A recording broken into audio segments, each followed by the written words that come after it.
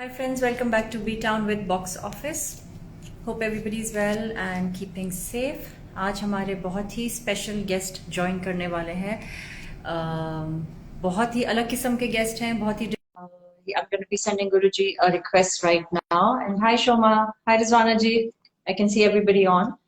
And I am expecting my guest in the next couple of seconds. He should be here and joining in. And today is very different kind of interview that we're going to be talking about, and एक बहुत ही great personality. I can see Guruji has joined in. As soon as he connects, we'll start taking the conversation further. So I will just wait for the video to connect. Other than that, hope guys, everybody's well. We're heading into weekend once again in Dubai. It's very, very hot in Dubai, and everybody try to keep hydrated. Hi Shoma ji, how are you? Good to see you.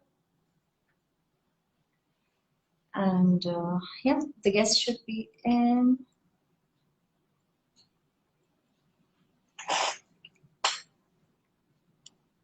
So I hope everybody's keeping hydrated. We have reached about 50 or plus 50 centigrade. It's really crazy heat in Dubai. And hi Sneha, hi Praveen, hi everybody, whoever is joining in. Thank you so much for that. Do stay through the interview. We're going to be having a really fun conversation and a very interesting kind of talk today. So I'm waiting for my guest to accept the. आप कैसे हैं गुरुजी? All well? ठीक है आप? मैं बिल्कुल ठीक हूँ. धन्यवाद आपको इस प्लेटफॉर्म पे आज मुझे इनवाइट करने के लिए. जी, थैंक यू सो मच कि आपने टाइम निकाला. And I am so happy Rizwana ji ने आपसे मुझे लाइव का चांस दिया आपसे मिलने के लिए और आपकी बातें सुनने के लिए. आई एम सो मेस्मराइज्ड. आपके बहुत हम यूट्यूब वीडियोस देखते हैं, बहुत फॉलो करते हैं. And all the pleasure is all mine. Thank you so much. Thank you. चले जी, कहना चाहेंगे अपने फैंस या अपने लोगों के लिए जो ज्वाइन कर रहे हैं दुबई में, इंडिया में, हर जगह, कुछ शब्द अगर उनके लिए बिफोर आई स्टार्ट? मैं पहली बात तो ये कह दूं कि बहुत बहुत धन्यवाद है रिजवाना जी का और आपका, और एक ऐसे प्लेटफॉर्म को आपने तैयार किया है. मैंने बहुत सारे आपके पिछले वीडियोस भी देखे कि आप इस समय जब पूरी दुनिया बहुत उदासी में है, बहुत होपलेस सी हो चुकी है, ऐसे में आप बहुत सारी क्रिएटिव बातें कर रही हैं जिंदगी को लेकर के और जिंदगी के अलग अलग पहलू को लेकर के. आप दुबई से हिंदुस्तान को और हिंदुस्तान को अमेरिका से सबको जोड़ रही हैं. तो इस जो ब्रिज आपने बनाया है, जो पुल है, उसको मैं सलाम करता हूं. और आपके सब चाहने वालों को, आपके इस माध्यम को चाहने वालों को, सबको मेरा प्रणाम है. Thank you so much. बहुत प्यारा आपने कहा. Thank you so much. So Guruji, आज जो है हम टॉपिक कुछ हटके करेंगे फिल्मों के बारे में. मुझे पता है आपका ज्ञान बहुत ज्यादा है एंड सब जानते हैं काइंड ऑफ नॉलेज जो आपकी है अबाउट दिस. सो क्योंकि हम ज्यादातर फिल्म्स एंड एक्टर्स को लेके, लेकिन आपका पॉइंट ऑफ व्यू आज हम सिनेमा को लेके बात करेंगे. जरूर जरूर जरूर. आप फिर सवाल पूछें और मैं कोशिश करता हूँ उसके उत्तर आप तक हो. Thank you and amazing. तो बताइए गुरुजी, सबसे बड़ा फर्क आपको क्या लगता है कल के सिनेमा में और आज के सिनेमा में? मुझे लगता है कि सिनेमा के साथ ये झगड़ा बहुत पुराना है. मतलब कि अगर आप 40 के दशक के सिनेमा बनाने वालों से अगर आप 60 के दशक में पूछते थे तो वो कहते थे हमारा सिनेमा बहुत बदल चुका है. 60 के सिनेमा बनाने वालों को अगर आप 80 में पूछते थे तो वो कहते थे वो गोल्डन एरा गुजर चुका है. 80 का सिनेमा बनाने वाले 2000 में कहने लगा, और 2000 में जो सिनेमा बनाता था वो 2020 में कहता है कि सिनेमा का वो दौर चला गया.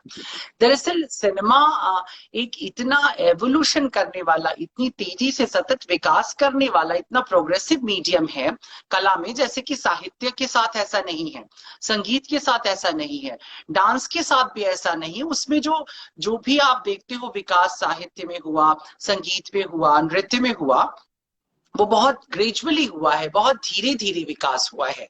मतलब कि आपको पता नहीं चलने पाता है और लगभग बहुत सारे फ्रेम, बहुत सारी चीजें एज इट इज है. जैसे साहित्य में जो शैली है हिंदी साहित्य की या अंग्रेजी साहित्य की, वो थोड़ी मोड़ी बदली है, एटमॉस्फेयर उसमें बदल गया है, लेकिन जो मूलभूत बातें हैं उनको कहने का जो तरीका है साहित्य का लगभग एक जैसा है. बहुत ग्रेजुअली बदलाव होता है. बट सिनेमा एक ऐसा माध्यम है जिसमें कि संगीत भी है, साहित्य भी है, नृत्य भी है, नाट्य भी है, चित्रकला भी है, सब कुछ वास्तु भी है. सब कुछ एक ही माध्यम में आता है और वो दुनिया के साथ वैसे ही बदलता चला गया जैसे दुनिया बदलती चली गई। तो जैसे शास्त्रों में एक मान्यता होती है कि प्रत्येक युग जो होता है उसके भीतर जब हम खंड करते जाते हैं तो एक 10 वर्ष का एक समय होता है जिसमें लगभग युग बदल देता है, अपना चेहरा पूरी तरह से बदल देता है। और वही हम देखते हैं कि 100 साल के सिनेमा ने 10 बार तो अपना चेहरा बदला ही है अब तक, कम से कम 10 बार। साइलेंट एरा से जब हम शुरू करते हैं और वहां से मतलब हरिश्चंद्र से हम अगर शुरू करें और यदि हम आकर के आज के समय में पिंक के पास खड़े हो जाएं, वजीर के पास या जो भी आज की सिनेमा है उसके पास अगर हम खड़े हो जाते तो सिनेमा में एक बहुत ड्रास्टिक चेंज आया है, उसको कहने के तरीके में चेंज आया है, उसकी भाषा में बहुत बदलाव हुआ है, उसके पूरे के पूरे प्रेजेंटेशन में बदलाव हुआ है, लुक में बदलाव हुआ है, टेक्निक में तो खैर बदलाव हुआ ही हुआ है। लेकिन एक महत्वपूर्ण चीज जो मुझे लगता है वो कल भी थी और आज भी थी और वो है सेंसिटिविटी। यानी सिनेमा कल भी इंसान की सेंसिटिविटी को छूता था और आज भी वो इंसान की सेंसिटिविटी को छूता है। सिनेमा कल भी इंसान को कहीं ना कहीं लीड करता था, कहीं ना कहीं सिनेमा एक रास्ता दिखाता था जिंदगी जीने का, और वो स्थिति आज भी है। अच्छा रास्ता या बुरा रास्ता इस पर हम लोग आगे चर्चा करते रहेंगे, लेकिन रास्ता दिखाना अभी भी सिनेमा ने बंद नहीं किया। तो मुझे लगता है कल का सिनेमा और आज का सिनेमा, इसमें भाषा का, लिंगों का फर्क आ गया है, एक लैंग्वेज में बदलाव हुआ है, लेकिन जो मीडियम है और जो इसका जो बेस है अभी वो बेस कहीं ना कहीं कायम है, अभी पूरी तरह से ध्वस्त नहीं हुआ है, मैं ऐसा समझता हूँ। Okay, great, amazing. म्यूजिक और उस जमाने के जो आज के गाने थे जो आज भी लोग बहुत शौक से सुनते हैं, आपको क्या लगता है उन क्या वजह है कि उसकी शेल्फ लाइफ इतनी ज्यादा थी? हम 80s या 90s या 70s के गाने आज भी दिन में 10 दफा सुन सकते हैं या रोज, जो आज के गाने हम उस तरह नहीं सुन पाते, या हम कहते हैं नहीं मजा आ रहा। हाँ, मजा तो आज भी बहुत आता है, लोगों को जलेबी बाई भी सुन के मजा आता है। सर्टेन लोग हैं वो, नॉट सब लोग नहीं, एक सर्टेन कैटेगरी है जी। नहीं, मुझे लगता है कि कुछ लोग छुप के मजा लेते हैं, कुछ सामने से लेते रहते हैं। लेकिन सवाल आपको ज्यादा गहरा ये है कि उसकी जो एक इमोर्टैलिटी थी, जो उसका जी एक लाफानी चेहरा हुआ करता था मौसीकी का, वो कहीं गुम गया है। अभी बहुत ही फनाशुदा है, मतलब जो कुछ आ रहा है बस अभी आ रहा है, और अभी वो सब हस्ती अपनी शराब की सी है और ये नुमाइश हस्ती अपनी हवा की सी है वाली बात है कि सब पानी के बुलबुले की तरह उठ रहे हैं और खत्म हो जा रहे हैं। यानी मुझे याद नहीं है कि धूम के गाने अभी कोई अब बजा के सुनना पसंद करता होगा, इतनी तेजी से खत्म हो गया।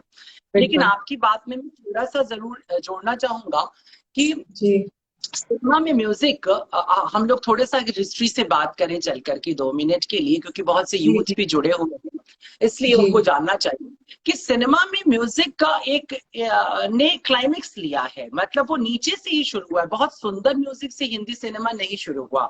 अगर हम बोराल वगैरह को छोड़ दें, यानी बॉम्बे टॉकीज के कुछ संगीत को हम छोड़ दें जिसमें कभी कानन देवी गा रही थी, सहगल कुछ गाने गा रहे थे, उनकी एक इमोर्टैलिटी अभी भी बनी हुई है। आज भी आप कोई गाना सुनते हैं, जोराबाई अंबाले वाली का कोई गाना या कानन देवी का या कोई सहगल का गाना या मास्टर मदन का कोई गाना आपके कान से अगर गुजरता है तो आप जरा ठहर जाते हैं। पंकज मलिक के कुछ गाने ऐसे रहे हैं। लेकिन बाकी का जो म्यूजिक रहा है 50 का दशक आने से पहले तक, वो बहुत ही चीप म्यूजिक रहा है।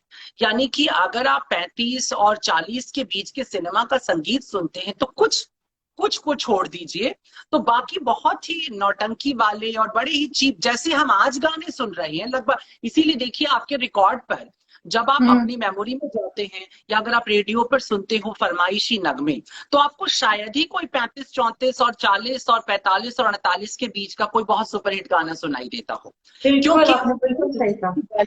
उसी समय हुई और उसी समय वो खत्म हो गई।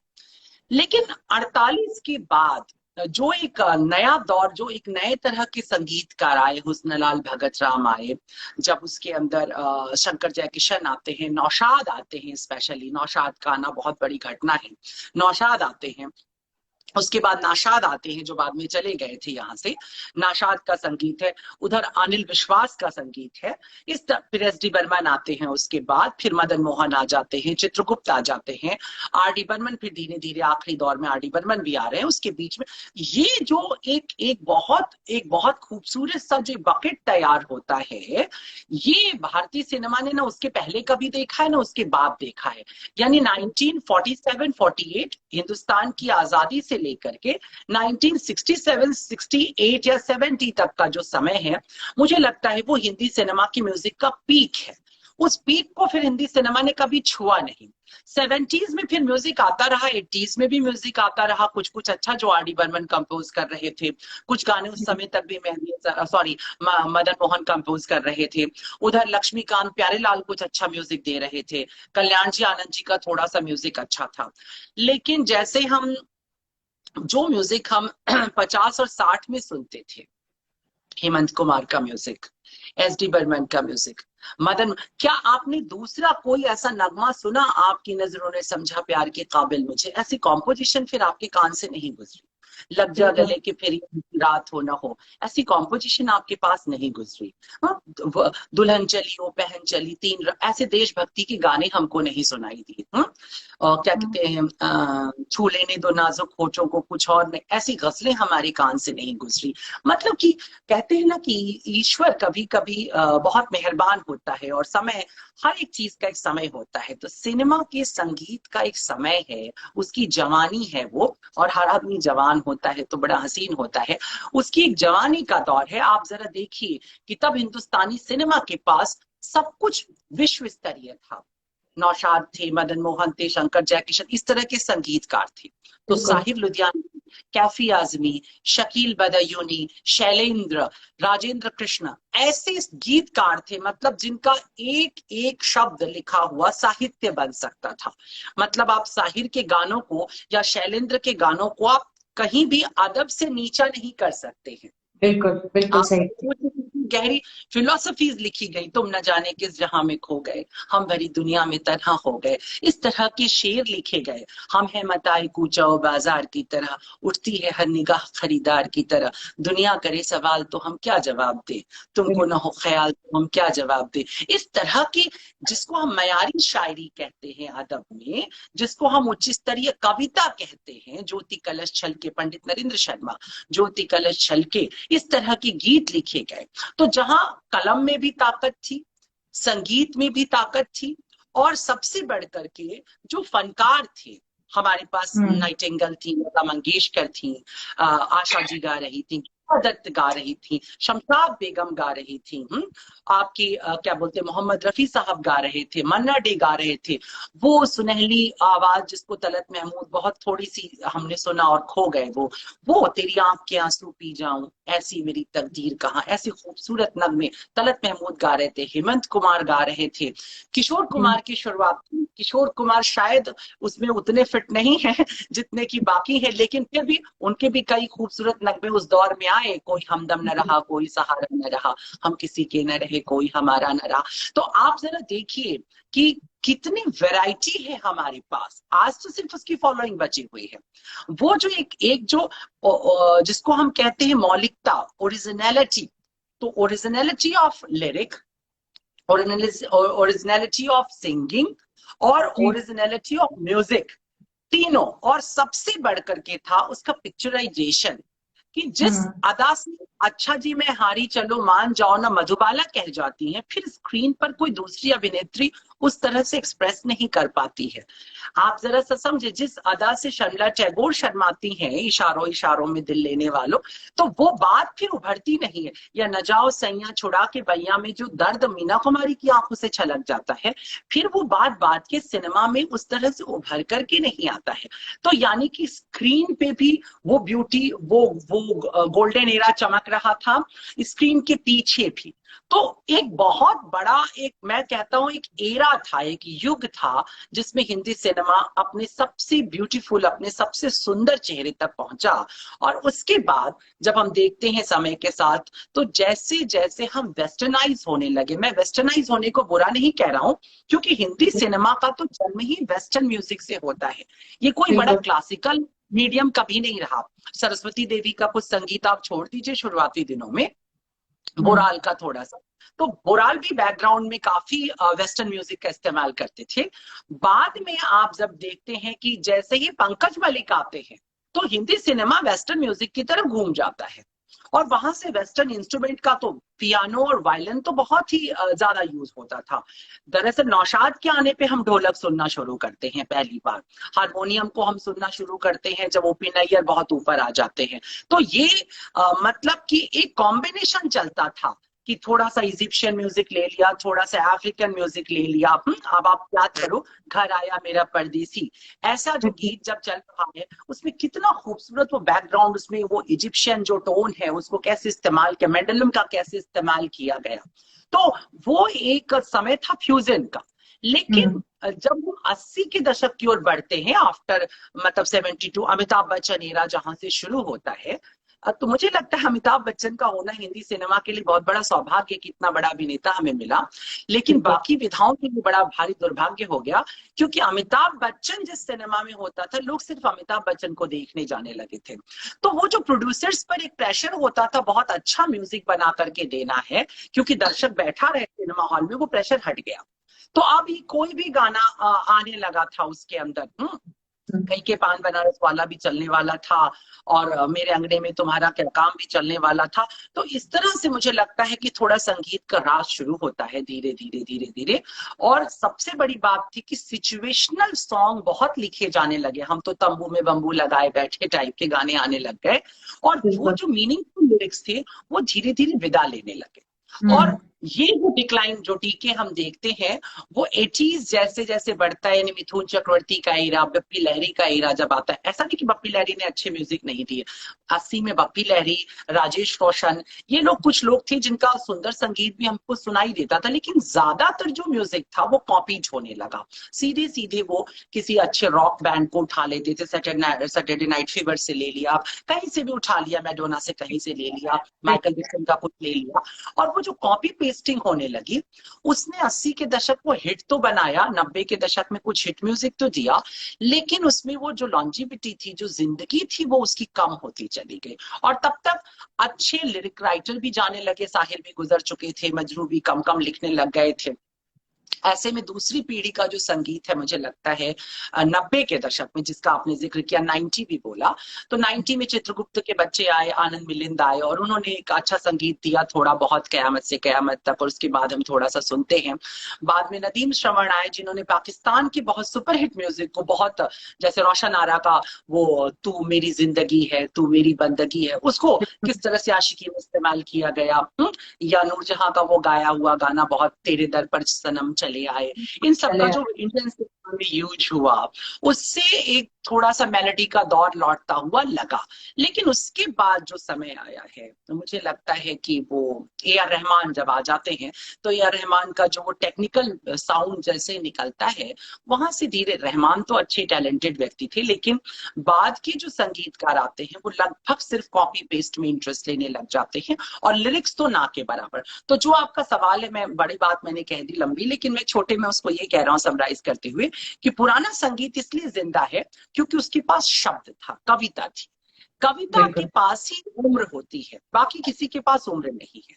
कविता जो होती है वो शाश्वत होती है, लाफानी होती है, इमॉर्टल होती है। तो चूंकि कविता थी उसके अंदर, पुराने सिनेमा में कविता होती थी, इसलिए वो जिंदा रह सका। और दूसरा, नए म्यूजिक के अंदर सब कुछ है पर मेलोडी लॉस हो गई है, और पुराने म्यूजिक में मेलोडी थी। तो मेलोडी और पोएट्री, ये दो चीजें थी जो अब भी उस म्यूजिक को हमें बार बार याद करने के लिए मजबूर करती हैं, और नए सिनेमा को भी मजबूर करती हैं कि वो पुराने म्यूजिक से कोई गाना लेकर आए और उसका एक नया रिमिक्स तैयार करके अपनी फिल्मों में चलाए। तो मुझे लगता है सबसे बड़ा रीजन था पोएट्री एंड मेलोडी, जो पहले की फिल्मों में थी और वो अब नहीं है। नहीं, एग्जैक्टली, दैट्स व्हाई वो कहीं लैक कर रही है। ओके, अगर मैं आपसे पूछूं कि आज के दौर के कौन से एक्टर आपके हिसाब से बहुत ही टैलेंटेड है और ईमानदारी से अपना काम निभा रहे हैं, ऑफ कोर्स, जो आपके आपके पॉइंट ऑफ व्यू से, मेहनत तो सभी करते हैं, लेकिन ईमानदारी से आपको क्या लगता है? एग्जैक्ट देखिए क्या होता है कि सच्ची बात तो ये है कि मैंने जो बात अभी 50-60 के दशक के बारे में कही, 20 सालों के बारे में, 50 से 70, उसमें हिंदी सिनेमा का उरूज उसी में बीत जाता है। उसमें दिलीप साहब भी आ गए हैं, देवानंद भी आ गए हैं, मधुबाला भी आ गई है, नरगिस भी आ गई। मतलब एक हिंदी सिनेमा जिसको हम कहते हैं, जिसको हम जी। प्योर बम्बैया सिनेमा कहा करते थे, उसका तो एक पीक ही निकल गया। आज के दौर में ऐसा नहीं कि कलाकार मेहनत नहीं कर रहे हैं, बहुत कर रहे हैं, लेकिन अब उसमें चूंकि हिंदी सिनेमा से हिंदी सिनेमा ही गायब हो गया है। अब हिंदी सिनेमा हॉलीवुड पैटर्न पर सिनेमा तैयार करता है, या जिसको अब हम ओवरसीज मार्केट के लिए का बनाया जाने वाला सिनेमा हो चुका है। अब आप बताइए मुझे कि आज के सिनेमा में कहाँ वो अंकुर की शबाना आजमी नजर आती है, कहाँ मंडी की स्मिता पाटिल नजर आती है, कहाँ आपको वो राधा नजर आती है मदर इंडिया की, कहाँ आपको अनारकली नजर आती है, कहाँ आपको वो गंगा जमुना का गंगा नजर आ रहा है। आप जरा समझिए कि वो जो हमारे हिंदुस्तान के जो चरित्र थे, जो कैरेक्टर थे हिंदुस्तान के, जब वही सिनेमा से लगभग विदा ले चुके हैं, तो ऐसे में कलाकारों का बहुत बड़ा दोष नहीं है। पर बावजूद उसके मुझे लगता है विद्या बालन बहुत ही अच्छी एक्ट्रेस हैं। उन्होंने जितना भी काम किया बहुत सराहनीय काम किया। डर्टी पिक्चर जैसी फिल्म, जिसको अगर कोई भी जरा सा चूक जाती कोई अभिनेत्री, तो वो किसी सी ग्रेड की सिनेमा में बदलने में उसको 1 मिनट लगता, पर विद्या ने इतनी बेहतरीन तरह से उसको निभाया कि वो एक सी ग्रेड एक्ट्रेस की कहानी ए ग्रेड सिनेमा में बदल जाता है। तो मुझे लगता है विद्या बालन के अंदर एक बहुत टैलेंट रहा है। मनोज बाजपेयी बहुत अच्छे एक्टर हैं, उनका जितना भी काम हुआ है वो सारा काम बहुत अच्छा है, चाहे वो अलीगढ़ हो, चाहे गैंग्स ऑफ वसेपुर हो, आप कहीं भी मनोज बाजपेयी, चाहे अक्स में अमिताभ बच्चन के सामने आप उनको देखिए, तो मनोज बाजपेयी एक बहुत अच्छे कलाकार हैं। रणबीर कपूर भी मुझे लगता है कि बहुत अच्छी तरह से काम करने की कोशिश करते, खासतौर पे संजू में उनका किया गया काम निसंदेह ये बताता है कि वो राज कपूर की लेगेसी के अंदर है। बाद में राजकुमार राव भी एक अच्छा एक्टर इन दिनों मुझे लगते हैं कि वो भी काफी अच्छे एक्टर हैं, और जिसके अंदर एक्टिंग का एक अच्छा टैलेंट है। एक्ट्रेसेस में मुझे लगता है कि कुछ फिल्मों में दीपिका पादुकोण का काम भी अच्छा रहा है, तापसी पन्नू का काम भी कुछ फिल्मों में देखने के लिए अच्छा रहा है। तो ऐसा नहीं, कुछ एक कलाकार अभी भी हैं जिनको अगर अच्छा रोल मिले, अच्छा सिनेमा मिले, तो अंशुमान शायद नाम है, आयुष्मान खुराना, आयुष्मान खुराना वेरी टैलेंटेड। मैं कई बार कहता हूँ जमाने के अमोल पालेकर हैं, कि जितनी वर्सिटैलिटी हम अमोल पालेकर में देखते थे 70s 80s में, वैसा ही हम आयुष्मान खुराना में देखते हैं। तो निस्संदेह ये कुछ कलाकार हैं जिनमें टैलेंट है, जिनमें अभिनय करने की ताकत है, बशर्ते उन्हें अच्छा स्क्रिप्ट मिले, अच्छा सिनेमा मिले, ये एक बड़ी बात होती है। बिल्कुल बिल्कुल, अमेजिंग। नेपोटिज्म को लेकर बहुत हल्ला मचा है इंडस्ट्री में। आपको क्या लगता है, सच में फिल्मी बच्चों को फेवर दिया जाता है या आउटसाइडर्स को उतना ही इक्वल चांस मिलता है? मैं समझता हूँ कि नेपोटिज्म एक तरह की बकवास है सिनेमा के नाम पर जो कही जाती है, इसलिए बकवास है। खासकर इन दिनों जिस तरह से उसको उभारा जा रहा है, वो बस यूं ही ध्यान भटकाने के लिए, पॉलिटिकल मुद्दों को हटाने के लिए कुछ भी ले आओ, तो उसमें वो नेपोटिज्म भी उसमें एक जुड़ी हुई बात है। कहाँ नहीं दुनिया में नेपोटिज्म है। हमारे तो देश की सत्ता ही नेपोटिज्म में चली। नेहरू थे, इंदिरा थी, राजीव जी थे, सब नेपोटिज्म। डॉक्टरों के घरों में आप जाइए, आपको पता लगता है दादा भी डॉक्टर था, बाप भी डॉक्टर था, पोता भी डॉक्टर हो गया। मतलब डेंटिस्ट के घर भी डेंटिस्ट का वो चलती रहती है, वो उसकी कहानी चलती रहती है। लिरिक राइटर में जानिसार अख्तर भी लिरिक राइटिंग किया करते थे, पोएट हुआ करते थे। जावेद अख्तर भी हैं, और जावेद अख्तर के दादा भी पोएट्री किया करते थे। तो नेपोटिज्म कोई बहुत विचित्र सी बात नहीं है। ये कहीं भी कोई भी बाप होता है, कोई भी माँ होती है, तो उसके मन में होता है कि उसका बच्चा उसके अधूरे सपने को पूरा करे, और ऐसे में वो जहां चूक जाता है वो अपने बच्चे को उसके लिए तैयार करता है। और अगर ये काम सिनेमा में हो रहा है तो इसमें बुरा क्या है। शोभना सामर्थ्य का परिवार हिंदुस्तानी सिनेमा का बहुत बड़ा परिवार है। मुखर्जी बहुत बड़ा फिल्मिस्तान स्टूडियो वाले, कितना लंबा परिवार उनका रहा है। राज कपूर कपूर परिवार कितना लंबा परिवार रहा है। तो ये कह देना कि नेपोटिज्म अभी आ गया है और कुछ दिनों में आ गया है, तो ये मैं ठीक इसको नहीं समझता हूँ। हाँ, ये बात और है कि पहले अब कई अभिनेता ऐसे हुए जिनके बच्चे ही नहीं। अमीना जी का कोई बच्चा नहीं, मधुबाला का कोई बच्चा नहीं, दिलीप साहब का कोई बच्चा नहीं, तो नेपोटिज्म होगा कहाँ से। जब बच्चे हैं ही नहीं तो आप आगे की कहानी गढ़ोगे कैसे। अभी जो 80 के दशक में जो बड़े अभिनेता थे उनके बच्चे हो गए हैं और उन बच्चों को अच्छी फैसिलिटीज मिली है, तो बच्चे भी आजमाना चाहते हैं भाग्य। लेकिन सिनेमा एक ऐसी विधा है, मैं आपको बताऊं, कि यहाँ कोई नेपोटिज्म चल नहीं सकता है, क्योंकि यहाँ आप किसी को इंट्रोड्यूस तो कर सकते हैं मगर आप दर्शकों की आंख का तारा नहीं बना सकते हैं। वो बिल्कुल दर्शकों सही। का अपना सिलेक्शन होता है, ये शोबिज है। यहाँ कोई आने के लिए तो झगड़ा हो सकता है कि एक स्टार बच्चे को कम झगड़ा करना पड़ता हो, एक सुशांत सिंह को हो सकता है ज्यादा झगड़ा करना पड़ा होगा और अभिषेक बच्चन को कम करना पड़ा होगा, लेकिन सुशांत सिंह राजपूत ज्यादा हिट हुआ, अभिषेक बच्चन ज्यादा हिट नहीं हुआ। तो यही बता देता है कि अब सिनेमा के प्लेटफॉर्म पर आकर के कोई नेपोटिज्म वगैरह काम नहीं करता है, आपको सिर्फ सामने लाने तक आपके माँ बाप कर सकते हैं। और ये मुझे लगता है दुनिया के हर माँ बाप को हक है कि वो अपने बच्चे को अपनी मर्जी का प्लेटफॉर्म देने के लिए पूरी कोशिश करे। तो मैं इस नेपोटिज्म को कहीं से भी रियल नहीं मानता हूँ, ये फेक बात है।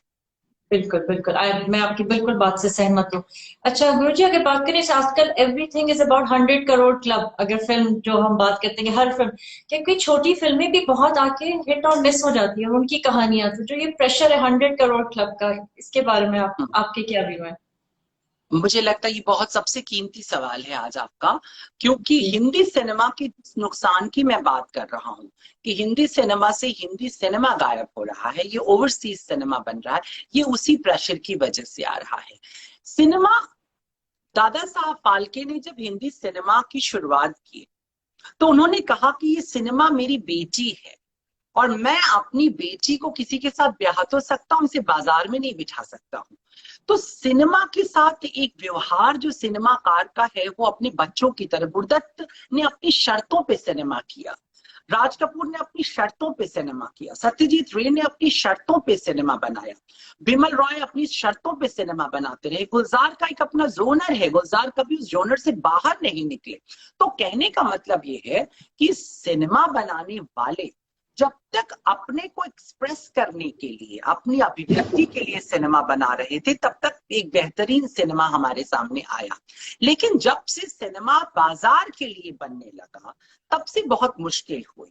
ये मतलब 90 के दशक से ये बाजार का दबाव बढ़ता है, लेकिन 2008-9 आते आते जो सबसे बड़ा नुकसान हुआ, ओवरसीज बाजार को लेके हमारा बढ़ता हुआ लालच। तो चूंकि हम ओवरसीज में जब जाते हैं तो हमारा सिनेमा 200, 300, 400 करोड़ कमा लेता है, लेकिन फिर उनको एंटरटेन करने के लिए हमको भारत को पूरी तरह से भारतीय सिनेमा से बाहर कर देना होता है, क्योंकि अमेरिका में बैठा हुआ व्यक्ति ये नहीं देखना चाहेगा कि रामू को सुखी लाला ने कितना सताया, तो उसका कोई इंटरेस्ट नहीं। तो ये नुकसान हुआ है जो आप जो बात कह रही हैं कि छोटे सिनेमा, बहुत सुंदर सिनेमा इसलिए खो जा रहा है, उसकी चर्चा नहीं हो रही। और क्रिटिक्स, सबसे गंदी बात, अगर किसी पे आरोप लगना चाहिए तो वो सिनेमा की कमर्शियल क्रिटिसिज्म पे लगना चाहिए, कि ये जो नए क्रिटिक्स पैदा हुए हैं जो पैसे लेकर के सिनेमा को क्रिटिसाइज करते हैं, जो स्टार्स को अपनी मर्जी से बनाते हैं और गिराने का जो सपना देखते हैं, ये सिनेमा के लिए बहुत बड़ा नुकसान है। क्योंकि अभी मैंने एक भी क्रिटिक मैंने इन दिनों नहीं देखा जो सिनेमा को भारत की नजर से, जिस तरह से जानकी दास लिखा करते थे, ऐसी कोई राइटिंग करता हो।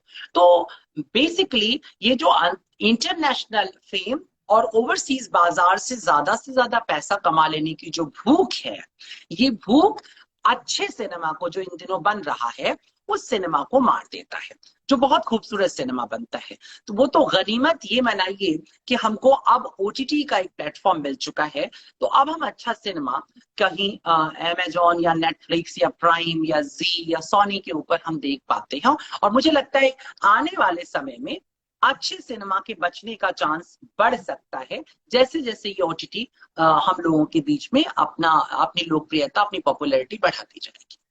बिल्कुल बिल्कुल, अमेजिंग।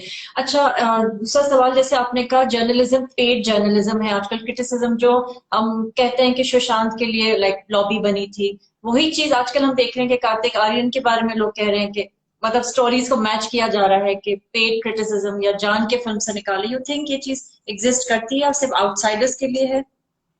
नहीं, इस बारे में मैं थोड़ा सा, मैं इस बारे में इस बात को मैं सच में सपोर्ट करता हूँ। मुझे ऐसा लगता है बहुत ही फेक क्रिटिसिज्म है, और ये बात आज से नहीं कही जा रही है। आपको याद होगा कि 90 के दशक में आमिर खान ने फिल्म फेयर अवार्ड के फंक्शन में जाना ही छोड़ दिया, ये कह बिल्कुल। करके कि वहां को पहले से ही फिक्स कर लिया जाता है कि किसको अवार्ड करना है। लता जी ने 60s के बिल्कुल लास्ट में 70s की शुरुआत में ही फिल्म फेयर लेने से मना कर दिया था।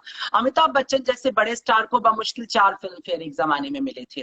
तो मुझे लगता है कि ये लॉबिंग है और ये व्यवसायिक घरानों का एक खेल था, जो शोबिस का फायदा लेकर के अपने पत्रिकाओं को, अखबार को, अपने ब्रांड को ज्यादा से ज्यादा बेचना चाहते थे। पहले तो यही था, लेकिन अब डायरेक्टली क्रिटिक्स के अपने वो भी लॉबी का हिस्सा बनने लगे कि वो पर्टिकुलर स्टार की लॉबी का हिस्सा है, तो वो उसको उभारते हैं और उसके ऑपोजिशन में जो खड़ा होता है उसको गिराते हैं। मुझे लगता है ये निस्संदेह ये बहुत बड़ा क्राइम है कला के लिए, आर्ट की दुनिया के लिए बहुत बड़ा अपराध है, और इसे आज के सिनेमा के क्रिटिक बहुत ज्यादा कर रहे हैं। इस मामले में मैंने पहले भी कहा कि सिनेमा का क्रिटिक बहुत खराब है, जो इन दिनों व्यवसायिक क्रिटिक है इस वक्त, ये समस्या है। जी। अच्छा, पहले तो सिर्फ के एक एक्टर को अप्रिशिएट एक्टिंग की वजह से किया जाता था कि इसकी एक्टिंग, लुक्स मैटर नहीं करती थी। अब सिर्फ सोशल मीडिया और आपकी लुक, और आप अगर जिम जाते हैं तो आप एक अच्छे हीरो हैं। जो पहले के जमाने, जैसे आपने कहा अमोल पालेकर जी, आपने बहुत राजकुमार जी, हम जो पहले के एक्टर्स देखते थे वो इन चीजों में नहीं थे। तो ये जो एक प्रेशर आ गया नए बच्चों के ऊपर या नए लड़के लड़कियों के ऊपर, उसके बारे में आपकी व्यूज? दरअसल मुश्किल सिर्फ ये फिल्म में नहीं है। मुझे याद है कि आप या हम जब छोटे होंगे तो हमारे एक स्कूल में आने वाले एक टीचर की एक स्टाइल होगी, फिर दूसरे की दूसरी स्टाइल होगी, तीसरे की तीसरी, हमारे खुद की बहुत सी स्टाइल्स होंगी। वो स्टाइल ही खत्म हो गया। अभी हम जिस एक मोनोटोनस फैशन के एरा में रहते हैं, यहाँ तो फैशन गुच्ची और अरमानी तय करते हैं। वो साधना का जमाना निकल गया कि साधना कट एक बनेगा, वो आशा जी का जमाना चला गया कि आशा पारिक की एक स्टाइल होगी सूट पहनने की, वो देवानंद की एक अदा होगी गले में स्कार्फ बांध लेने की, या वो राजकुमार का एक तरीका होगा। पहले आप देखो कि हम स्टार की स्टाइल कॉपी करते थे कि देवानंद स्टाइल में लोग सैलून में जाकर के कहते थे बार्बर से कि तुम मेरा बाल देवानंद की तरह काट दो, तुम मेरा बाल जॉय मुखर्जी की तरह कर दो। तो वो जो डिफरेंट, वो जो डाइवर्सिटी थी कलाकारों के बीच, आप पहचानती हैं कि ये स्टाइल मीना कुमारी की है काजल लगाने की, और ये पर्टिकुलर स्टाइल जीनत अमान की है, ये आप डिफ्रेंशिएट कर पाती हैं। लेकिन ये स्टाइल खत्म हो जाती है हेमा मालिनी और रेखा का दौर जाते जाते। यानी आखिरी मुझे लगता है कोई स्टाइल आइकॉन रहा होगा तो वो श्रीदेवी और माधुरी दीक्षित रहे होंगे, थोड़ा बहुत शाहरुख खान और क्या कहते हैं आपके आमिर खान जैसे लोग होंगे जो आखिरी आइकॉन होंगे कि हमने कहा होगा आमिर खान की तरह हेयर स्टाइल कर दो या संजय दत्त की तरह हेयर स्टाइल कर दो। उसके बाद तो अभी कोई नहीं कहता कि हमारा हेयर स्टाइल तुम कार्तिक आर्यन की कर, क्योंकि उससे अच्छा हेयर स्टाइल करके तो बार बार खुद खड़ा होगा, यू नो। तो मल्टीनेशनल मीडिया आ गई हमारे पास, पूरा ग्लोब हमारे फोन के अंदर बंद होता है, हम हजार तरह के चीजें गूगल पे सर्च कर लेते हैं। तो ऐसे में आज नए कलाकारों पे बड़ा प्रेशर है कि वो अपने आप को उस पैटर्न में अपने को ऑडियंस के सामने खड़ा कर सकें, उस पंक्ति में ले जाके खड़ा कर सकें जहां वो देख रहे हैं। अब आप वेब सीरीज के ऊपर तो हॉलीवुड के बड़े स्टार्स को देख रहे हो, तो अब अमेरिकन पाई देखने वाले युवा को अगर कोई आज के समय में अमोल पालेकर की स्टाइल में अट्रैक्ट करना चाहेगा तो बड़ा मुश्किल हो जाएगा उसके लिए। तो वही मैंने कहा कि ओवरसीज बाजार का बढ़ता हुआ प्रेशर, पैसा कमाने की जबरदस्त भूख, ये सब कुछ, और कहानियों में कोई दम नहीं, भारत की कहानियां नहीं, तो एक मोनोटोनस फीचर आ रहा है। और दूसरा कि आज हम पैसे बहुत माध्यम से कमाते हैं। पहले का कलाकार केवल और केवल पर्दे से पैसा कमाता था, उसके पास उतना ही पैसा था। लेकिन अब जैसे आप अंदाजा लगाओ कि एक जमाने में लता जी ने जब ये कहा कि हमें कॉपीराइट्स चाहिए, हमको गाने का पैसा रेगुलर मिलना चाहिए, तो मोहम्मद रफी साहब ने उसका विरोध कर दिया। लता जी के साथ 5 साल 6 साल उन्होंने गाना नहीं गाया, ये कह के कि भाई हमने अपनी फीस ले ली, बात खत्म हो गई, अब हम इसके बाद कोई प्रेशर नहीं। आप जरा सोचो, एक सिंगर ऐसा था जो फीस ले लेता था उतने पे ही उसका काम हो जाता था। आज के सिंगर सिनेमा में ज्यादा गाने में इंटरेस्टेड नहीं है, वो ज्यादा से ज्यादा शोज में इंटरेस्टेड होते हैं, क्योंकि उनको पता है पैसा से ज्यादा मिलेगा। वो अपने इंस्टा पे फॉलोअर बढ़ाना चाहते हैं, अपने यूट्यूब से बहुत पैसे कमाना चाहते हैं। सो द सेम स्टार्स के साथ भी हुआ है कि उनको पता है कि अगर उनकी फॉलोइंग इंस्टा पे मिलियंस में जा रही है, यूट्यूब पे मिलियंस में जा रही है, टिकटॉक पे मिलियंस में पहुंच रहे हैं वो, तो उतना ही बड़ा स्पॉन्सर उनकी तरफ आता है, उनको बहुत से ब्रांड्स मिल जाते हैं, वो बड़ी ब्रांडिंग कर लेते हैं। तो सिनेमा से अगर वो 100 करोड़ कमाने वाले हैं तो बाकी दुनिया से वो 1000 करोड़ कमा सकते हैं। तो बट ऑब्वियस ऐसे में उनको अपनी फैंस फॉलोइंग बढ़ाने के लिए फैंस के मूड के हिसाब से, यानी जनरेशन के मूड के हिसाब से, टाइम के हिसाब से अपने को अप टू डेट रखना पड़ता है। और इस वजह से वो जो एक पर्टिकुलर स्टाइल ऑफ एक्टर या स्टार हुआ करता था, अभी हम उसको पूरी तरह से वैनिश होता हुआ देखते हैं। तो प्रॉब्लम इस वक्त ये हो गई है कि हर व्यक्ति को अब वो जिम वाला लड़का पसंद है, हर व्यक्ति को 0 फिगर वाली लड़की पसंद है, यू नो। सो अब हर हीरोइन को 0 फिगर में होना है, हर लड़के को वही अपना पर्टिकुलर जिम का फीचर रखना है। सो ये प्रॉब्लम है, ये प्रॉब्लम हमारी सोसाइटी की प्रॉब्लम है। अब हमारे आसपास भी कोई बहुत अलहदा चेहरे नजर नहीं आते, तो हम सिनेमा में कैसे उम्मीद कर सकते हैं? बिल्कुल बिल्कुल। अच्छा, आपने ओटीटी का जिक्र किया था। जैसे हम पहले की फिल्में देखते थे तो फैमिली के साथ आप बैठ के देख सकते हैं। ऑफ कोर्स ओटीटी का कंटेंट बहुत ही अच्छा होता है, लेकिन डू यू फील कि इसमें वल्गैरिटी अब थोड़ी ज्यादा हो गई, न्यूडिटी की? आप अब एक शो देखने से पहले आप मेक श्योर करेंगे कि फैमिली या बच्चे साथ ना बैठे हों, क्योंकि यू डोंट नो सडनली कुछ भी आ जाएगा। तो यू थिंक ये ड्रॉबैक है, या आपके क्या व्यूज हैं क्योंकि इसके बारे में? मुझे इसमें दो चीजें हैं। अनडाउटली ओटीटी प्लेटफॉर्म में ने गाली गलौज को बहुत ज्यादा बढ़ाया है, और मुझे लगता है ये सबसे बड़ा ड्रॉबैक है। इस तरह से घर घर में माँ बहन की गालियों को पहुंचा देना, क्योंकि हमारे समाज में भले ही गाली दी जाती हो, लेकिन हम बच्चों से, टीनेजर से ये उम्मीद करते थे कि वो गाली ना दे। वैसे गाली किसी को कभी भी नहीं देनी चाहिए किसी भी कीमत पर। जैसे हम लोग तो एक भारत अगेंस्ट अब्यूज, एक हमारा पूरा मूवमेंट ही चलता है जो ये कहता है कि गाली नहीं देनी चाहिए। हमने सरकार को भी बहुत बार लिखा और सरकार ने इस पे फैसला भी लिया। ओटीटी के ऊपर सरकार ने अभी कमांड भी कर दिया, एक सेंसरशिप भी डाल दी है अब। लेकिन मुझे लगता है सबसे बुरा हिस्सा तो था गाली गलौज। सेकंड में जिसको हम सेक्स कहते हैं, तो मुझे लगता है हिंदी सिनेमा में, चाहे सिनेमा हो चाहे ओटीटी प्लेटफॉर्म हो, कोई बहुत सेंसुअस या बहुत एरोटिक पिक्चर तो बनाने में ये सफल नहीं हुए हैं। इन लोगों ने फूहड़ और वल्गर चीजें बहुत बनाई हैं, यू नो। तो वल्गैरिटी ये एक प्रॉब्लम है, क्योंकि ये आपके दिमाग को एक सर्टेन एज में अगर आपको इतनी वल्गर चीजें दे दी जाएंगी तो निस्संदेह उसका इफेक्ट बहुत बुरा होगा। कुछ भी नहीं होगा तो एक तरह का डिप्रेशन, एक तरह का सेक्सुअल फ्रस्ट्रेशन तो बहुत जल्दी आप में क्रिएट हो ही जाएगा। सो मुझे लगता है कि मैं सेंसरशिप के तो बहुत पक्ष में नहीं हूं, और ना मैं ये कहना चाहता हूं कि गाली गलौज की तो सेंसरशिप होनी चाहिए, लेकिन न्यूडिटी या सेक्स को लेकर के मेरा ऐसा कोई बहुत ज्यादा परहेज नहीं है। लेकिन मेरा ये कहना है कि उसका एक एस्थेटिक मेंटेन होना चाहिए, यू नो। अगर आप सेक्स दिखा रहे हैं या न्यूडिटी दिखा रहे हैं तो उसका एक एस्थेटिक होना चाहिए। उत्सव में गिरीश कर्नाड ने बहुत सारी न्यूडिटी दिखाई है, बहुत सारा सेक्स दिखाया। दरअसल पूरी की पूरी फिल्म ही मृगशकाटिकम कामसूत्र के बेस पे चलती, लेकिन आज भी आपको फिल्म देख के आपका दिल खुश हो जाता है। जिस तरह से रेखा उसमें अपीयर होती है, Shekhar Suman appear, its beauty. आप उसको देख करके राज कपूर ने कुछ फिल्मों में इस तरह से न्यूडिटी का इस्तेमाल किया, लेकिन वो खूबसूरत लगता है। तो न्यूडिटी या सेक्स जो है सिनेमा के अंदर अगर एस्थेटिक के साथ आता है तो अच्छा लगता है। अगर वो एस्थेटिक अपना लूज कर दे तो इससे ज्यादा चीप, उससे ज्यादा पुअर चीज तो फिर बन नहीं सकती। बिल्कुल बिल्कुल। आजकल हर डायरेक्टर उठ के एक रीमेक बना देते हैं। जैसे अभी हमने रिसेंटली देखी कूली नंबर 1 का रीमेक, जो डेविड धवन सर ने ही बनाया, but it was a disaster. So क्योंकि ऑब्वियसली वरुण जो भी कर रहे हैं वो गोविंदा के स्टाइल को नहीं कॉपी कर पाए। तो रीमेक्स को और डायरेक्टर्स को लेके आपकी कोई व्यूज, एनी सजेशंस के, मतलब डूज एंड डोंट्स? रीमेक्स तो कई बार पहले भी बने हैं, जैसे कि, लेकिन वो बनाने के लिए बड़ा दम होना चाहिए। अब जैसे महबूब खान ने अपनी फिल्म 40s में बनाई औरत, जो बहुत बड़ी हिट थी। फिर बाद में 50 में वो मदर इंडिया बनकर के आई। सेम फिल्म, सेम कहानी, फ्रेम बाय फ्रेम सब कुछ सेम है, लेकिन वो उससे भी बड़ी मास्टरपीस बनकर के आती है। तो मुझे देवदास 3 बार बनाई गई। तो पहले 2 बार अगर हम तीनों देवदास को रख दें तो पहली जो है, जो सहगल ने काम किया वो लाजवाब थी, और जिसको दिलीप कुमार ने किया वो माइंड ब्लोइंग हुई, मतलब उसका कोई मुकाबला नहीं। लेकिन जब शाहरुख खान और जब वो बात नहीं पैदा होती। आप भंसाली के देवदास को देखते हुए भूल जाते हैं कि कोई देवदास भी आप देख रहे हैं। वो आपको देवदास, पाकीजा, मुगले आजम सबका एक मिला जुला गड्ढमड्ढ नजर आता है। तो एक्चुअली क्लासिक्स को तो छूना ही नहीं है। जैसे कि कोई व्यक्ति कहे कि हम फिर से रामचरितमानस लिखेंगे या रूमी की पूरी किताब को हम दोबारा लिखेंगे, तो ये एक मूर्खता होगी। वो आप रिपीट नहीं कर सकते। वैसे सिनेमा के भी कुछ एपिक होते हैं, जी कुछ क्लास। अब कोई साहब बीबी गुलाम को दोबारा बनाएगा तो कहाँ से वो मीना कुमारी आ सकती है, वो कहाँ से गुरदत्त की आंखें आ सकती हैं?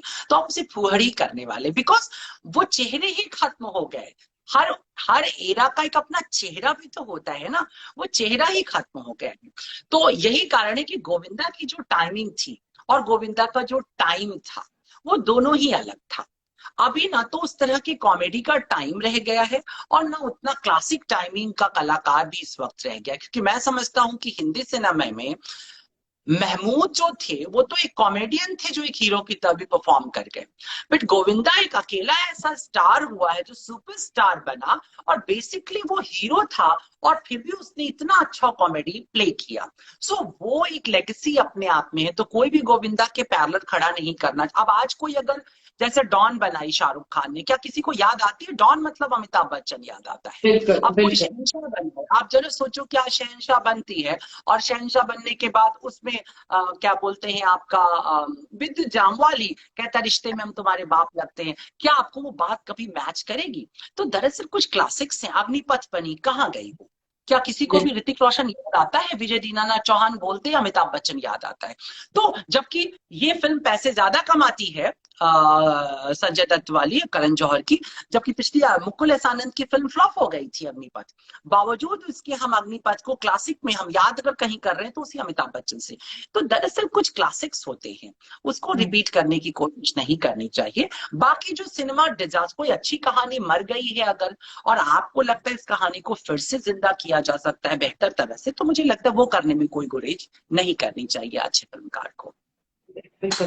तो आजकल के जो डायरेक्टर्स फिल्म्स बना रहे हैं उसके हिसाब से आपके what do you think, what director आपके कोई फेवरेट या ये सही सिनेमा को पोर्ट्रे कर रहा है? ऑफ कोर्स जैसे रोहित शेट्टी की फिल्में गाड़ियां उड़ रही हैं, but again then there is जिन्होंने एमबीबीएस बनाई जो लोगों को बहुत पसंद आई। सो आपके लिहाज से कौन सा डायरेक्टर आज के दौर में? मुझे लगता है हर दौर में अलग अलग जोनर होता है और अलग अलग तरह के फिल्मकार होते हैं। रोहित शेट्टी का दौर आज आप देख रहे हैं, मनमोहन देसाई का थोड़ा पीछे हम देखा करते थे, उसके पीछे नाडियाडवाल थे। हमने हमेशा इस तरह की गाड़ी उड़ाने वाले देखे हैं और वो भी हिट होते हैं। वो भी एक जोन है, उसमें भी लोगों को मजा आता है। और लेकिन अच्छे फिल्मकार की अगर हम बात करें तो मुझे लगता है उसमें एक बड़ी समस्या है। कुछ समय तक तो हर फिल्मकार आजकल थोड़ा ठीक लगता है, जैसे अनुराग कश्यप की कुछ फिल्मों में बहुत दम रहा, लेकिन बाद में वो भी बहुत टाइट लगना शुरू हो गए। राम गोपाल वर्मा की एक दो फिल्में बहुत ही क्लासी रही, लेकिन बाद में वही राम गोपाल वर्मा का सिनेमा सर का दर्द बनना शुरू हो गया। मणिरत्नम एक बहुत अच्छे डायरेक्टर रहे हैं, लेकिन आजकल कोई सिनेमा उनका अब दिखाई नहीं दिया। सो दैट मुझे लगता है कि वो जो एक सिनेमा कार वाली बात होती थी, वो तो अब मैं किसी को नहीं समझ पाता हूँ कि उस स्टैंडर्ड में कोई काम बहुत अच्छा कर पाता है। हाँ ठीक है, आपने नाम लिया है ये जिसका विनोद चोपड़ा के प्रोडक्शन में जो फिल्में होती हैं बहुत अच्छी हैं, जिसने, हाँ, हिरानी जो है, राजकुमार हिरानी एक अच्छे डायरेक्टर हैं, क्योंकि बहुत माइन्यूट काम करते हैं। बहुत उनका जितना भी सिनेमा है अब तक का, उसमें उन्होंने बहुत अच्छे से काम किया है। बंसाली को सेट और लाइटिंग की समझ तो मुझे लगता है बहुत अच्छी है, लेकिन सिनेमा का स्क्रिप्ट उनसे कहीं लूज हो जाता है। ब्लैक के अलावा कोई सिनेमा उनका मुझे याद नहीं आता है जिसमें कि मैं जिसे अप्रिशिएट करूं, दूसरों को बहुत कुछ और पसंद आ सकता है। सो दैट मुझे लगता है कि अभी वो मजा नहीं है कि जो कभी हम श्याम बेनेगल के नाम से सिनेमा देखने बैठ जाते थे, तो वो वाली बात नहीं अभी किसी डायरेक्टर में तो मुझे नहीं लगती है कि है। और बाल्की का सिनेमा, मुझे लगता है बहुत अच्छा। बाल्की ने बहुत अच्छा सिनेमा बनाया, बहुत सुंदर सिनेमा बनाया। चीनी कम एक बहुत बढ़िया फिल्म थी जो आउट ऑफ द मतलब बॉक्स कहते हैं हमने उसको, नया सिनेमा उन्होंने बना करके दिया था। उनकी वाइफ ने इंग्लिश श्रीदेवी के साथ की, बहुत अच्छा काम किया उसमें। सो ऐसा नहीं है, लोग थोड़ा थोड़ा काम कर रहे हैं। तुम्हारी सुलू जिसने बनाई थी बहुत अच्छा काम किया, उस डायरेक्टर ने भी, मुझे नाम नहीं याद है बट अच्छा। तो ऐसा नहीं है, नए लोग कर रहे हैं। और अगर अच्छी कहानी और अच्छा प्रोड्यूसर मिल जाए और थोड़ा प्रोडक्शन हाउस और प्रोड्यूसर अगर थोड़ा रिस्क लेने को तैयार हो जाए, तो मुझे लगता है अच्छे सिनेमाकार बहुत जल्दी उभर करके आएंगे। क्योंकि अब हमारे पास बहुत कुछ है सीखने के लिए पहले की अपेक्षा। लेकिन शायद अब पैसा लगाने वाले उस तरह के नहीं है जैसे किसी जमाने में हुआ करते थे कि मुगले आजम पर अपना कोई मकान गिरवी रख देने को तैयार हो जाए। अब वैसे वाले प्रोड्यूसर्स नहीं बचे हैं, ये नुकसान मुझे लगता है थोड़ा। अच्छा, another thing, obviously as we know कि मुंबई और बॉलीवुड की तरफ दिन में 30-40,000 लोग आ जाते हैं, टर्न अप होते हैं, न्यू यंगस्टर्स, उनको ब्रेक नहीं मिलती है, फिर वो एक्सट्रीम स्टेप्स उठाते हैं, वो अपसेट हो जाते हैं। तो आपके कोई व्यूज उनके लिए कि how they need to be patient? I mean, अगर आपको चांस नहीं मिल रहा तो दुनिया यहाँ खत्म नहीं हो जाती है ना, ये लोग बहुत जज्बाती हैं आपकी तरफ। एग्जैक्टली। दरअसल क्या है ना कि मैं हमेशा से ये कहता हूँ कि जब दोस्ती जब किसी से की जाए, दुश्मनों की भी राय ली जाए। तो इससे पहले कि आप हीरो या हीरोइन बनने की कोशिश करें, आप पहले अपने दुश्मनों का नजरिया अपने प्रति भांप लीजिए कि वो आपको हीरो समझ करके चिढ़ते हैं या वो आपका मजाक करते हैं। यानी पहले तो घर से निकलने से पहले आपको अपनी औकात का पता होना चाहिए, अपने को एस्टिमेटेड। ये ड्रीम्स नहीं है, भले ही वो ड्रीम लैंड कहा जाए, मगर वो ड्रीम्स में नहीं होता। इस ड्रीम लैंड में एंट्री करने के लिए आपको सबसे ज्यादा रियलिस्टिक होना पड़ता है। दुनिया में कोई भी सपनों की दुनिया तब बसती है कि जब तुम सबसे अधिक यथार्थवादी होते हो। यदि तुम में यथार्थ झेलने की, हकीकत से नजर मिलाने की अगर तुम में ताकत नहीं है, तो तुम कभी सपनों की दुनिया रच नहीं सकते हो। तो दरअसल अभी क्या है, लोग सपना तो देख लेते हैं मगर अपना यथार्थ अक्सर भूल जाते हैं। तो पहला स्टेप तो ये है कि घर से निकलने से पहले अपना कैलिबर चेक कर लेना चाहिए। दूसरा, अगर आप चले ही गए हैं तो वही आपकी बात को ही मैं कहूंगा कि दुनिया सिर्फ वहीं खत्म नहीं हो जाती। और जिंदगी को बहुत ज्यादा इसमें मत घिसिए। एक टाइम फ्रेम अपने दिमाग में बनाइए कि मैंने 3 साल इसमें अपना सर खपाना है, 2 साल खपाना है, 4 साल, अपनी एज के हिसाब से तय कर लीजिए इतना समय खपाना है। अगर मेरे को इतने में काम मिलता है तो वेल एंड गुड, नहीं तो मैं जिंदगी के लिए दूसरा रास्ता इख्तियार करूंगा। ये होना चाहिए। तीसरे में कि आप ये दोनों नहीं कर पाए हैं और आपने 10-15 साल अब गंवा दिए हैं, तो फिर मुझे लगता है कि थोड़ा आपको आध्यात्मिक होना चाहिए, आपको ईश्वर अल्लाह में विश्वास रखना चाहिए। क्योंकि ईश्वर और अल्लाह कुछ करे ना करे, लेकिन आपको डिप्रेस होने से बचा लेते हैं। वो आपको इतना तो कहते हैं, यार कोई तुझे नहीं देखता है पर मैं तुम्हें हर वक्त देखता रहता हूँ, तो मेरे लिए परफॉर्म करते रहो। सो दैट ही ज्यादा ब्यूटीफुल होगा। बिल्कुल बिल्कुल। अच्छा, ऑब्वियसली कोविड की वजह से इंडस्ट्री बहुत ही मैसिव हिट में आई हुई है पिछले साल से। सो आपको क्या, आपके क्या व्यूज हैं कि कितना टाइम लगेगा, या इस वक्त बहुत ही नुकसान है, बहुत सारे लोग आउट ऑफ वर्क है, उसकी वजह से भी बहुत डिप्रेशन छाया हुआ है, कुछ पता नहीं कब खुलेगा। सो उनके लिए कोई tips how to deal with this? I mean, entertainment industry को बहुत ही ज्यादा हिट हुआ है। बिल्कुल, मुझे लगता है सबसे ज्यादा वहीं पर हुआ है, क्योंकि जो शोबिस में होता है उसके लिए पैसा ही सिर्फ मायने नहीं रखता है, उसके लिए तालियां भी बहुत मायने रखती है, उसके लिए अप्रिसिएशन भी बहुत मायने रखता है। तो वो कलाकार जो अब घरों में बंद हो गए हैं, उनके पास हो सकता है बहुत पैसा जमा हो, लेकिन उनके पास वो तालियां खत्म होती जा रही है और वो उनको ज्यादा बीमार, बूढ़ा और डिप्रेस कर सकती है। तो पहली बात तो ये है कि एक बुरा समय है, जो कुछ और क्रिएटिव कर सकते हैं वो करते रहें, छोटी छोटी चीजों की तरफ आए, अच्छे शॉर्ट फिल्म्स बनाएं, कुछ अच्छे मैसेजेस क्रिएट करके पब्लिक के बीच में दें। क्योंकि अपनी जिम्मेदारी को एक दूसरी तरह से भी निभाना कलाकारों को सीखना होगा। जब दुख का समय है तो एक अच्छा कलाकार वही होता है जिसका हृदय बहुत बड़ा होता है, जो दुनिया के दर्द में अपना दर्द ढूंढ ले, वही तो कलाकार होता है। सो दैट कि आज के समय में पूरी दुनिया परेशान है। मुझे लगता है कि अभी सब कुछ पटरी में आने में पता नहीं कितना वक्त लगे और शायद कभी ये पटरी पे लौटे कि नहीं, अभी तो ये भी एक बहुत बड़ी समस्या है।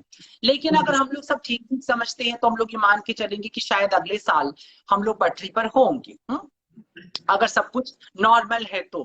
और अगर ये कोई बहुत बड़ी कॉन्स्पिरेसी के बीच में हम जी रहे हैं तब तो शायद अब सब बदलने ही वाला है, ये हम लोग यूं ही ऑनलाइन ही मिला करेंगे, यू नो। तो ये तो अब हमको इस जिंदगी से जैसे एक रिक्शे वाले ने आंख मिलाई है, जैसे एक सड़क साफ करने वाले ने आंख मिलाया है, जैसे किसी नर्स ने, किसी परचून वाले ने, किसी खोमचे वाले ने आंख मिलाया है इस महामारी से और जिंदगी से डट के मुकाबला कर रहा है, वैसे ही हमारे कलाकारों को भी मुकाबला करना चाहिए। लेकिन मैं इस वक्त सरकार से और जो भी लोग दुनिया के बारे में अच्छा सोचते, मैं उनसे रिक्वेस्ट जरूर करूंगा कि स्टार्स को छोड़ दीजिए, वो जो छोटे छोटे कलाकार हैं, स्ट्रगलिंग कलाकार हैं, बहुत से आर्टिस्ट हैं, म्यूजिशियन हैं, प्लीज उनकी सपोर्ट करिए, उनके लिए फंड रेज करिए, उनको जीने के लिए उन्हें कुछ ना कुछ दीजिए ताकि वो जी सकें।